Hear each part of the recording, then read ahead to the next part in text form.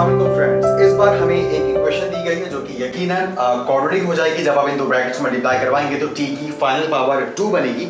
Highest power यहाँ पर 2 होने का मतलब ही यही है कि इक्वेशन ऑफ सेकंड डिग्री है, यानी कि क्वाड्रेटिक इक्वेशन है। और आप यकीनन पिछले लेवल्स में क्वाड्रेटिक इक्वेशन को सॉल्व करते रहे होंगे, may be middle term break method से या फिर क्वाड्रेटिक फॉर्मूले को यूज करते हुए। लेकिन इस बार जो मेथड हमें दिया जा रहा है, रिक्वायर्ड है कि जिस मेथड के जरिए से हमें इक्वेशन को सॉल्व करना है, वो है completing the square method. Basically जो कंप्लीटिंग द स्क्वायर मेथड है, क्वाड्रेटिक फॉर्मूले का पेरेंट मेथड है, यानी कि क्वाड्रेटिक फॉर्मूले को जन्म देने वाला एक मेथड है।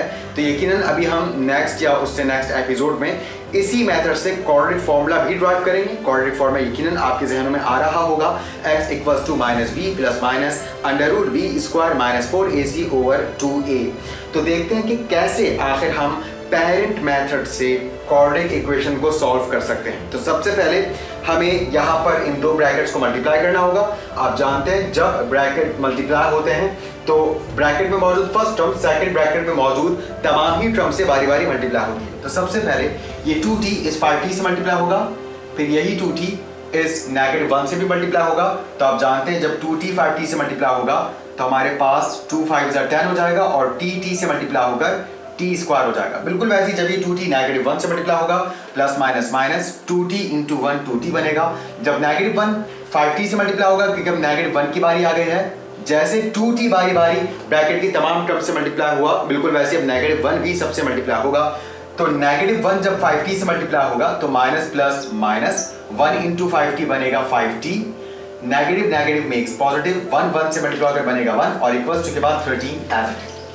अब हम यहाँ पर जो भी सिंप्लीफिकेशन हो सकती है, जो सेम टर्म आपस में ऐड या सब्ट्रैक्ट करवाई जा सकती हैं, हम उन्हें ऐड या सब्ट्रैक्ट करवाते हैं। तो टी स्क्वायर वाली टर्म हमें कहीं और नहीं दिखाई दे रही, इट मीन्स कि 10t square as it is आ जाएगा। बिल्कुल वैसे अगर हम t की बात करें तो यहाँ पर t का कोएफिशिएंट -2 है, यहाँ पर t का कोएफिशिएंट -5 है, यानी कि दो टर्म्स में t मौजूद है। तो हम इनके कोएफिशिएंट को सिंप्लीफाई कर लेते हैं। जब आप कैलकुलेटर पर -2 -5 लिखकर इक्वल्स टू प्रेस करेंगे तो आपके पास जवाब आएगा -7। यहाँ पर आपके पास -7 आ गया। और यकीनन इस तरह की कैलकुलेशन में आपको कैलकुलेटर की ज़रूरत नहीं पड़नी चाहिए। और t हमारे पास कोएफिशिएंट के तौर पर एज इट इज आ गया, +1 equals to 13। Completing the square method से सवाल को सॉल्व करने के लिए हमें कुछ स्टेप्स को बहुत ध्यान से फॉलो करना होता है और बहुत छोटे से और बड़े आसान से स्टेप्स हैं। सबसे पहला, जो भी कांस्टेंट हमारे पास है वो हमें राइट हैंड साइड पे शिफ्ट करना है। तो यहाँ पर 10t square as it is, -7t as it is. ये 1 जो कांस्टेंट है जो यहाँ प्लस में है, जब वहां जाएगा तो माइनस में हो जाएगा और यकीनन 13 - 1 12 बनेगा। अब जब हमने कांस्टेंट को राइट हैंड साइड में शिफ्ट कर दिया तो नेक्स्ट स्टेप में हम अपने सवाल को आसान बनाने के लिए ये जो वेरिएबल है जहां पावर 2 है, जो इस इक्वेशन को क्वाड्रेटिक के तौर पर इंट्रोड्यूस कर रहा है, उस वेरिएबल के कोएफिशिएंट को आपने 1 करना है, यानी कि t स्क्वायर के साथ हमारे पास 1 होना चाहिए। तो उसको 1 बनाने के लिए आपको ये जो भी कोएफिशिएंट यहाँ पर गिवन है, इस कोएफिशिएंट के रेसिप्रोकल से आप तमाम ही वैल्यूज को मल्टीप्लाई करवा लें, यानी कि 10 का रेसिप्रोकल 1/10 है, आप तमाम टर्म्स को 1/10 से मल्टीप्लाई करवा लें, या यूं कह लीजिए कि तमाम ही टर्म्स को आप 10 से डिवाइड करवा लें। एक ही बात है, क्योंकि याद रखिएगा जब हमारे सामने कोई भी इक्वेशन होती है तो हम इस इक्वेशन को जब चाहें किसी भी नंबर से मल्टीप्लाई करवा सकते हैं या किसी भी नंबर से हम उसको डिवाइड करवा सकते हैं। यानी कि फॉर एग्जाम्पल अगर एक इक्वेशन है 5 + 3 इक्वल्स टू 8, तो आप देख सकते हैं बैलेंस इक्वेशन है। मैथमेटिक्स में हर वो स्टेप करना अलाउ है और जो स्टेप पिछले स्टेप के बराबर हो। तो फॉर एग्जाम्पल कोई कहता है कि इस इक्वेशन को 4 से मल्टीप्लाई करवा दिया जाए, तो अगर हम इस इक्वेशन को 4 से मल्टीप्लाई करवाते हैं तो इसका मतलब यह है कि हम इक्वेशन में मौजूद हर एक नंबर को 4 से मल्टीप्लाई करवाएंगे। तो 4 जब 5 से मल्टीप्लाई होगा ये बनेगा 20, 4 जब 3 से मल्टीप्लाई होगा ये बनेगा 12, 4 जब 8 से मल्टीप्लाई होगा तो ये बनेगा 32। आप देख सकते हैं 20 + 12 32 ही होता है। ये इक्वेशन अभी भी बैलेंस है। बिल्कुल वैसे कोई कहता है इस पूरी इक्वेशन को 2 से डिवाइड करवा दें, तो बिल्कुल हम 2 से डिवाइड करवा के देख लेते हैं। अब आप हर एक टर्म को 2 से डिवाइड करवाएंगे। जब आप 20 को 2 से डिवाइड करवाएंगे तो बनेगा 10, जब 12 को 2 से डिवाइड करवाया जाएगा तो बनेगा 6, जब 32 को 2 से डिवाइड करवाएंगे तो बनेगा 16। और आप देख सकते हैं अभी भी इक्वेशन बैलेंस है। तो एनी टाइम हमें ये अलाउ है कि हम जब चाहे इक्वेशन को किसी भी टर्म से मल्टीप्लाई करवा सकते हैं, हम जब चाहे इक्वेशन को किसी भी टर्म से डिवाइड करवा सकते हैं। तो यहाँ पर to make the coefficient of t square 1 we have to divide 10 throughout the equation. तो आप यहाँ पर 10 से डिवाइड करवा देंगे तो हम यहाँ लिख देते हैं डिवाइडेड बाय 10। तो 10 से डिवाइड करवाने के लिए हमने तमाम ही टर्म्स के डिनोमिनेटर्स में 10 लिख दिया। अब जहां जहां जो जो कैंसिलेशन पॉसिबल है हम उसे कैंसिल करेंगे। यहाँ 10 से 10 कैंसिल, इधर कोई कैंसिलेशन नहीं हो सकती।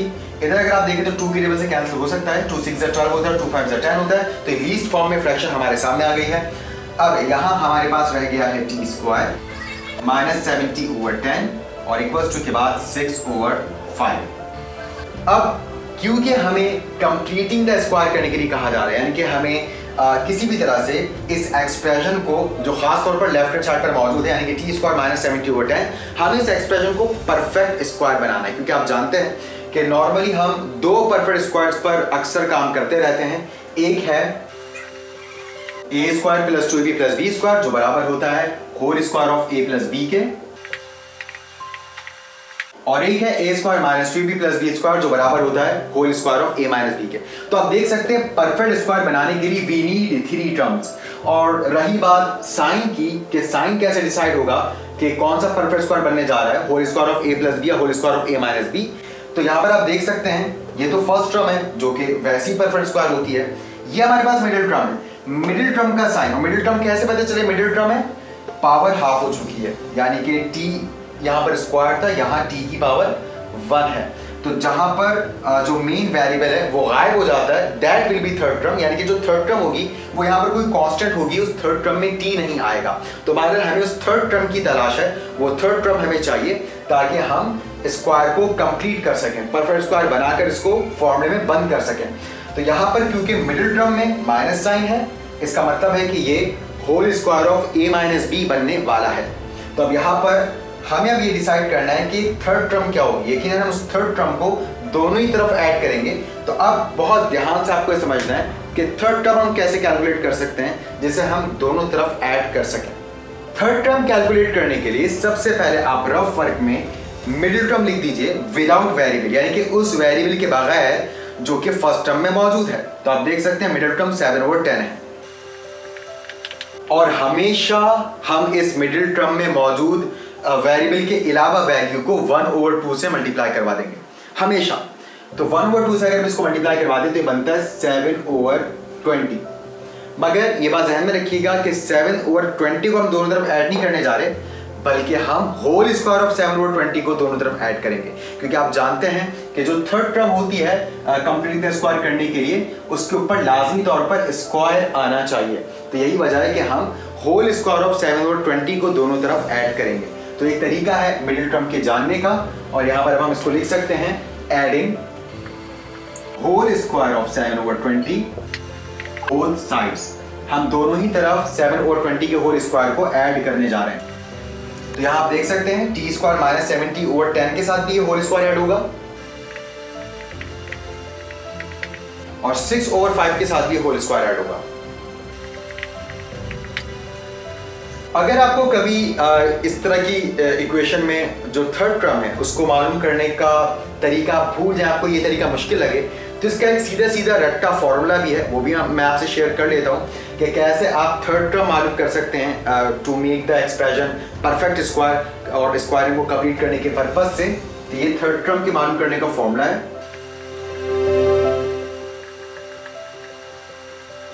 तो फॉर्मूला है मिडिल टर्म का होल स्क्वायर, आप कंप्लीट मिडिल टर्म लीजिए, यहां पुट कर दें, और उसको आप डिवाइड कर दें 4 इंटू फर्स्ट टर्म से। तो आप देख सकते हैं यहाँ मिडिल टर्म है 70/10, हम यहाँ पर मिडिल टर्म के तौर पर 70/10 लिख सकते हैं।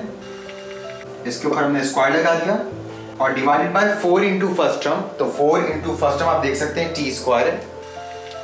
उसके बाद यहाँ पर अगर आप स्क्वायर 7 पर अप्लाई करें तो ये बनेगा 49। अगर आप यहाँ पे स्क्वायर टी पर अप्लाई करें तो बनेगा टी स्क्वायर। स्क्वायर जब 10 पर आएगा तो ये बन जाएगा 100। और ये जो डिवाइड बाय 4t स्क्वायर है, असल में divide by 4t square over 1 है। अगर मैं इस डिवाइड को मल्टीप्लाई में चेंज कर दूं तो ये बनेगा 1/4t स्क्वायर। और फिर आप इसको सिम्प्लीफाई कर सकते हैं, नीचे मौजूद t स्क्वायर से ऊपर वाला t स्क्वायर कैंसिल, और यहाँ पर जब आप 100 को 4 से मल्टीप्लाई करवाएंगे, क्योंकि 4 49 को कैंसिल नहीं कर सकता, तो 49 सिंपल 1 से मल्टीप्लाई हो जाएगा, और 100 जब 44 से मल्टीप्लाई होगा तो ये बनेगा 400। और आप जानते हैं कि हम इसको होल स्क्वायर में कन्वर्ट करके लिखेंगे ताकि ये फॉर्मूला कंप्लीट हो सके। तो 49/400 को अगर आप होल स्क्वायर में लिखना चाहें तो आप ऐसे लिख सकते हैं। होल स्क्वायर में आप जानते हैं किसी भी वैल्यू को लिखने के लिए इसका स्क्वायर रूट लेना पड़ता है। तो 49 का स्क्वायर रूट बनेगा 7, 400 का स्क्वायर रूट बनेगा 20। तो बात वही आई कि हम होल स्क्वायर ऑफ 7/20 को दोनों तरफ यहाँ पर ऐड कर रहे थे, तो इस तरीके से भी हम इसको ऐड करेंगे। तो आप चाहें तो ये एक फॉर्मूला भी अपने जहन में रख सकते हैं, मगर हम बिल्कुल इसको ऐसे ही कंटिन्यू करते हैं। अब यहाँ पर अगर आप इसको होल स्क्वायर में बंद करना चाहते हैं तो हमें चाहिए कि हम इसको एग्जैक्टली इस कंडीशन में लिखकर दिखाएं, यानी कि a square minus 2ab plus b square. तो यहाँ पर मैं इस फॉर्मूले का स्ट्रक्चर बना लेता हूँ। तो t स्क्वायर को जब हम होल स्क्वायर में लिखेंगे तो जाहिर सी बात है हम t का स्क्वायर रूट लेकर लिखेंगे, और t यानी कि वेरिएबल है, इसके स्क्वायर रूट लेने का मतलब है बस आप इसके पावर को हाफ कर दें।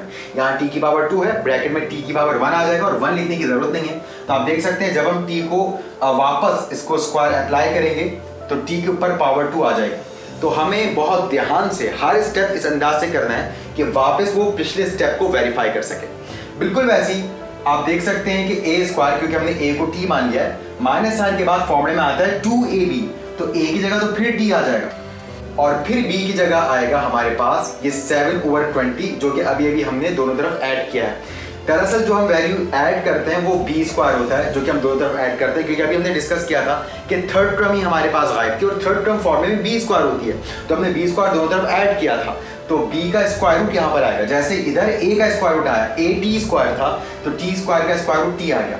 वैसे ही b तो स्क्वायर रूट होकर ही लिखा हुआ है, यानी कि 7/20, तो यहाँ पर एज इट इज आ गया 7/20 और इधर आ गया 7/20 का होल स्क्वायर। तो आप देख सकते हैं कि जिधर a आता है उधर t आ चुका है, जिधर b आता है उधर 7/20 आ चुका है। a square minus 2ab plus b square का फॉर्मूला कंप्लीट हो चुका है और नेक्स्ट स्टेप में हम इसको बंद करके लिख देंगे, यानी कि whole square of a minus b t minus 7/20 का होल स्क्वायर बन जाएगा। और यहाँ पर 6/5 as it is, square of 7 is 49 and square of 20 is 400। अब यहाँ पर हम इसको होल स्क्वायर के फॉर्मूले में बंद कर लेते हैं, तो ये बनेगा t माइनस, क्योंकि a माइनस b का स्क्वायर का फॉर्मूला बन रहा है, b की जगह ली थी 7/20 ने और ये हमारे पास आ गया होल स्क्वायर। इक्वल्स टू के बाद अगर आप इन दो फ्रैक्शंस को ऐड करना चाहते हैं तो यहाँ पर एलसीएम लेना पड़ेगा।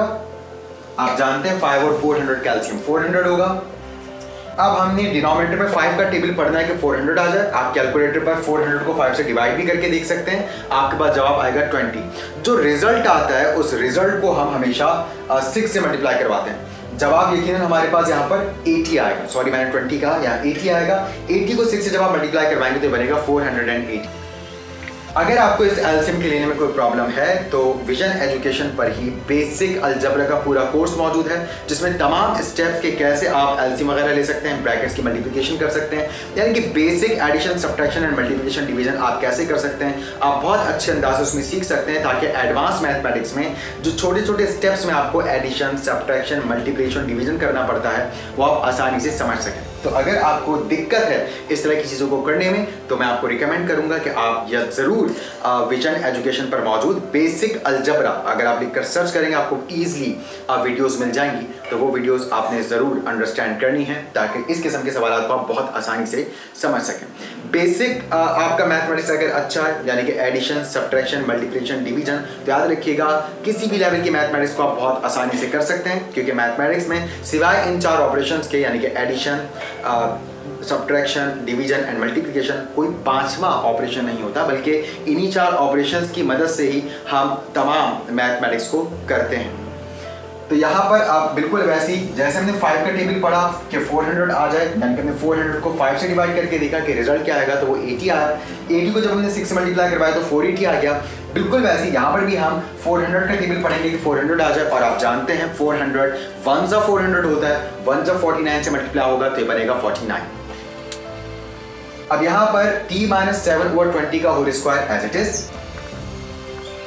इधर 480 को जब हम 49 में ऐड करेंगे तो ये बनेगा 529 और डिनोमिनेटर में 400 एज इट इज। अब प्रॉब्लम ये है कि यहाँ पर अगर आप t की वैल्यू जानना चाहते हैं तो आपने इस स्क्वायर को खत्म करना है। स्क्वायर को खत्म करने के लिए हम लेंगे taking square root both sides.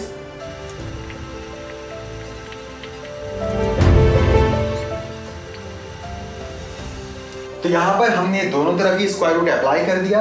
अब हम इसको यहाँ पर कंटिन्यू कर लेते हैं। ये मैं रफ वर्क रिमूव कर रहा हूँ। तो यहाँ पर आप देख सकते हैं स्क्वायर से स्क्वायर रूट कैंसिल हो जाएगा और हमारे पास रह जाएगा सिर्फ t माइनस 7/20।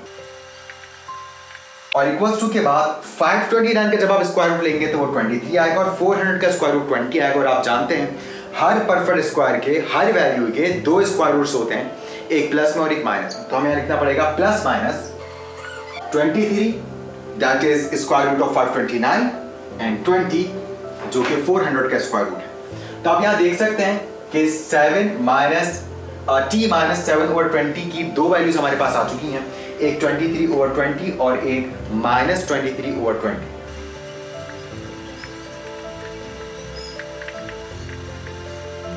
अगर हम t की वैल्यू जानना चाहते हैं तो बारी बारी दोनों ही इक्वेशन को अब हमें सॉल्व करना है ताकि t की दोनों पॉसिबल वैल्यूज आ जाएं। और ज़ाहिर सी बात है दो ही वैल्यूज आनी थी हमारे पास, क्योंकि आप देख सकते हैं यहाँ पर हाईएस्ट पावर 2 थी। वेरिएबल की जितनी पावर होती है उतने ही हमारे पास आंसर्स या सॉल्यूशन सेट्स आते हैं। तो यहाँ पर सबसे पहले 7/20 जो माइनस में उधर शिफ्ट कर देते हैं, वहां जाके प्लस में हो जाएगा। अगेन यहाँ पर हमें एलसीएम लेना है, तो 20 और 20 का एलसीएम आप जानते हैं 20 आएगा। डिनोमिनेटर का टेबल पढ़ेंगे कि 20 आ जाए और जो रिजल्ट आएगा उसको ऊपर वाली वैल्यू से मल्टीप्लाई करवाएंगे। तो 20 1 से 20 होता है, 123 से मल्टीप्लाई होगा 23 बनेगा। यहाँ पर भी 20 1 से 20 होगा, 1 × 7 7। 23 + 7 30 होता है। और इसको अगर आप लीस्ट फ्रैक्शन में लिखना चाहें तो 10 के टेबल से कैंसिल हो जाएगा, 10 3s are 30 and 10 2s are 20। तो हमारे पास पहली पॉसिबल वैल्यू 3/2 आ चुकी है। बिल्कुल वैसे ही अब हम नेक्स्ट पॉसिबल वैल्यू को कैलकुलेट करते हैं। यहां पर भी हमने 7 और 20 को उधर शिफ्ट कर दिया, ये 7 और 20 वहां जाके प्लस में हो गया। हमारे पास एक बार फिर एलसीएम 20 आ गया है। अब हम नीचे वाले नंबर का टेबल पढ़ेंगे कि 20 आ जाए। 20 1 से 20 होता है, 1 ऊपर -23 से मल्टीप्लाई होगा तो बनेगा -23, प्लस साइन के बाद 20 1 से 20 होता है, 1 जब 7 से मल्टीप्लाई होगा तो बनेगा 7, -23 + 7 -16 बनेगा। और -16 और 20 दोनों ही 4 के टेबल से कैंसिल हो सकते हैं, 4 4 से 16, 4 5 से 20। तो सेकंड पॉसिबल वैल्यू हमारे पास t की -4/5 आ चुकी है। तो फाइनली ये बना हमारा सॉल्यूशन सेट 3/2 -4/5। बहुत सारे स्टूडेंट्स ये मिस्टेक करते हैं कि सॉल्यूशन सेट में राउंड ब्रैकेट भी लगा लेते हैं। याद रखिएगा जब हमारे पास तमाम ही वैल्यूज एक ही वेरिएबल की होती हैं तो सॉल्यूशन सेट में जो एलिमेंट्स होते हैं वो बगैर राउंड ब्रैकेट लगा के लिखे जाते हैं, क्योंकि राउंड ब्रैकेट लगाने का मकसद ये होता है कि आपने वो कोई ऑर्डर्ड पेयर या कोई पॉइंट मालूम किया है, यानी कि एक x की वैल्यू होगी और एक y की वैल्यू होगी, ये जाहिर करता है राउंड ब्रैकेट। इस वजह से यहाँ पर हम राउंड ब्रैकेट लगाने से अवॉइड करेंगे, बल्कि कर्ली ब्रैकेट में हम सिर्फ तमाम ही जवाब 2 3 4 5 जितने भी आ रहे हैं पावर के मुताबिक डिपेंड करता है वो हम यहाँ पे लिख देंगे। तो उम्मीद है आपको कंप्लीटिंग द स्क्वायर मेथड से इस सवाल को करना समझ आया होगा। और आप चाहते तो आप इसी सवाल को प्रॉपर कोऑर्डिनेट फॉर्मूले से भी कर सकते थे, या फिर आप इसको अगर पॉसिबल होता तो मिडिल टर्म ब्रेक मेथड से भी कर सकते थे। तो यकीनन पॉसिबल होता मिडिल टर्म ब्रेक मेथड से इसको करना, तो बहुत सारे मेथड से इसको किया जा सकता है, लेकिन यहाँ पर अकॉर्डिंग टू द रिक्वायरमेंट हमने कंप्लीटिंग द स्क्वायर मेथड से हल किया। अब हम आगे के सवाल भी कुछ एक आध कंप्लीटिंग द स्क्वायर मेथड से करेंगे और बहुत तेजी से करेंगे, क्योंकि इस एपिसोड में हमने कंप्लीटिंग द स्क्वायर मेथड को बहुत तफसील से डिस्कस किया है। इंशाल्लाह मिलते हैं नेक्स्ट एपिसोड में, तब तक के लिए अल्लाह हाफ़िज़।